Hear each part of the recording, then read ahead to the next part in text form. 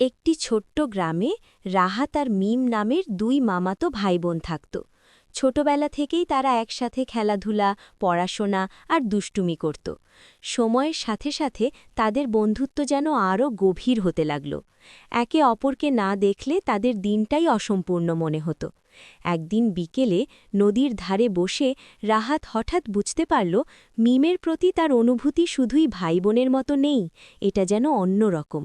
মিমও ধীরে ধীরে একই অনুভূতি বুঝতে পারছিল, কিন্তু দুজনেই ভয়ে কিছু বলতে পারছিল না।